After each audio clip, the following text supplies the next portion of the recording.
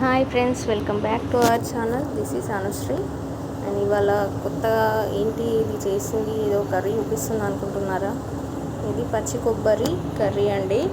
ఎప్పుడైనా ట్రై చేశారా? తెలిసిన వాళ్ళు కామెంట్ చేయండి. ఇది ఎలా ప్రిపేర్ చేయాలో మీకు చేసి చూపిస్తాను. ఫస్ట్ ఒక బాండీలో ఆయిల్ తీసుకొని అందులో పచ్చిమిర్చి, ఆనియన్ అండ్ అల్లం వెల్లుల్లి పేస్ట్ వేసుకొని బాగా ఫ్రై చేసుకోండి. ఫ్రై చేసుకున్న తర్వాత పసుపు వేసి కలుపుకోండి. తర్వాత చిన్నగా కట్ చేసుకున్న ఆనియన్స్ తీసుకొని అందులో వేసుకోండి. వాటిని కూడా బాగా ఫ్రై చేసుకోండి. యాక్చువల్గా అయితే ఈ కర్రీ నాకు మా అమ్మమ్మ నేర్పించింది. తనైతే ఇంకా బాగా చేసేది. సో తను ప్రజెంట్ లేదు. వీ మిస్ యూ అమ్మమ్మ. మనం ఎగ్ కర్రీకి ఎలాగైతే ఫ్రై చేస్తామో అలాగే చేసుకోండి. అవి కొంచెం ఉడక వరకు మూత పెట్టుకోండి.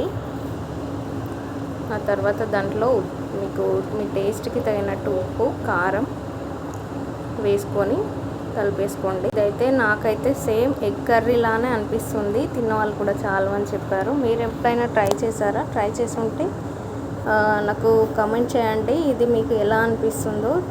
తెలియని వాళ్ళు ఖచ్చితంగా ట్రై చేసి నాకు కామెంట్ చేయండి. తినేసి ఎలా ఉందో చెప్పండి నాకు. సో తర్వాత కొబ్బరి చిన్న చిన్న కట్ చేసుకొని బరకగా మిక్సీ పట్టుకోవాలండి. మరి పేస్ట్లా చేసుకోకండి. కొంచెం కచ్చాపచ్చాగా అంటారు కదా, అలా చేసుకోండి. చేసుకున్న తర్వాత వీడియోలో చూపించిన విధంగా ఉండాలి, కొబ్బరి తురుములాగా.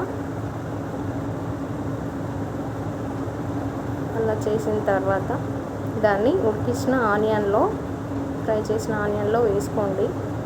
వేసి కలుపుకోండి. ఒక 5 minutes ఉంచండి అంతే, ఎక్కువసేపు ఉంచకండి. అలా కలిపేసిన తర్వాత